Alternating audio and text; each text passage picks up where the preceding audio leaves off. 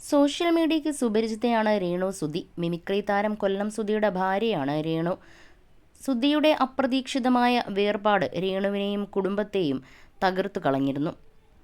സുധിയുടെ മരണത്തോടെ ഒറ്റപ്പെട്ടു പോയ കുടുംബത്തെ മുന്നോട്ട് നയിക്കാൻ രേണു നടത്തുന്ന കഷ്ടപ്പാടുകളെക്കുറിച്ച് എല്ലാവർക്കും അറിയാം.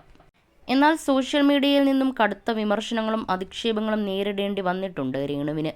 കഴിഞ്ഞ ദിവസം സോഷ്യൽ മീഡിയ താരം ദാസേട്ടൻ കോഴിക്കോടിനൊപ്പം ചെയ്ത രേണുവിൻ്റെ റീലും വൈറലായിരുന്നു. ഇപ്പോഴിതാ രേണുവിനൊപ്പമുള്ള പുതിയ ചിത്രവുമായി എത്തിയിരിക്കുകയാണ് ദാസേട്ടൻ. അടുത്ത റീൽ ഒരുങ്ങുകയാണെന്നാണ് ചിത്രം പങ്കുവെച്ചുകൊണ്ട് ദാസേട്ടൻ പറയുന്നത്.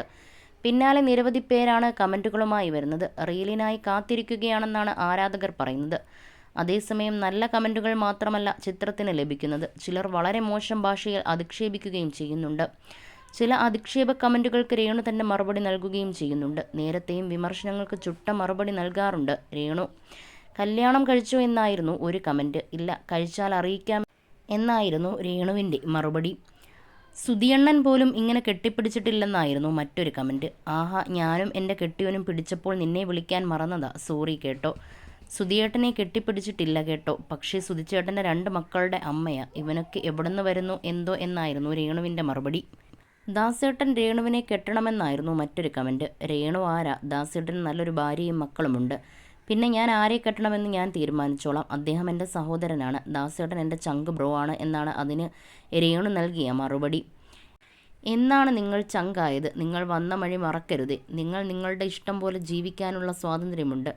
പക്ഷേ സുധിച്ചേട്ടൻ കാരണം നിങ്ങളെ ഞങ്ങൾ അറിഞ്ഞു. അന്ന് തൊട്ട് നിങ്ങളെ ഞങ്ങൾക്കറിയാം. പക്ഷേ ഇപ്പോൾ സുധിച്ചേട്ടനാണ് മനസ്സിലുള്ളത്. ആ ചേർത്ത് പിടിക്കലൊക്കെ സുധിച്ചേട്ടൻ്റെ ആത്മാവ് ആസ്വദിച്ച് എന്നാണോ നിങ്ങൾ ചിന്തിക്കുന്നത് എന്നും ഒരാൾ കമൻറ്റ് ചെയ്തിട്ടുണ്ട്. അയാൾക്ക് ദീർഘമായൊരു മറുപടിയാണ് രേണു നൽകിയിരിക്കുന്നത്. ആരാടോ വന്ന വഴി മറന്നത്? അതിന് ഞാൻ ഇപ്പോഴും വന്ന വഴിയിൽ തന്നെയാണ്. ഞാൻ ആരുടെ ഒപ്പം ഫോട്ടോ എടുക്കണമെന്നൊക്കെ ഞാൻ അങ്ങ് തീരുമാനിച്ചോളാം. ജീവനോടെ ഉള്ളപ്പോൾ സുധിച്ചേട്ടൻ ഒരു പ്രശ്നം വന്നപ്പോൾ നീയൊക്കെ എവിടെയായിരുന്നു? പുള്ളി ഈ ലോകം വിട്ടു പിരിഞ്ഞിട്ട് 2 വർഷം കഴിഞ്ഞ് നീയൊക്കെ വന്നു. പുള്ളിയുടെ മക്കൾക്കൊരു ബിസ്ക്കറ്റ് വാങ്ങിക്കൊടുത്തിട്ട് പറയടാ കുറ്റം എന്നാണ് രേണു നൽകിയ മറുപടി. അതേസമയം രേണുവിന് പിന്തുണയായും ആളുകൾ എത്തുന്നുണ്ട്. എന്തിനാണ് ഇങ്ങനെ അവരെ ഓരോന്ന് പറയുന്നത്? ഭർത്താവില്ലെന്ന് കരുതി അവർക്ക് ജീവിക്കണ്ടേ? അവർ എങ്ങനെങ്കിലും ജീവിക്കട്ടെ, കഷ്ടം തോന്നുന്നു എന്നായിരുന്നു ഒരാളുടെ കമൻറ്റ്. ഞാൻ ആത്മഹത്യ ചെയ്താൽ തീരുന്ന പ്രശ്നമേ ഉള്ളൂ ഈ കുറേ അവന്മാർക്കും അവളുമാർക്കും എന്നായിരുന്നു ആ കമൻറ്റിന് രേണു നൽകിയ മറുപടി. രേണുവിൻ്റെയും ദാസേട്ടൻ്റെയും അടുത്ത റീലിനായി കാത്തിരിക്കുകയാണ് ആരാധകരും.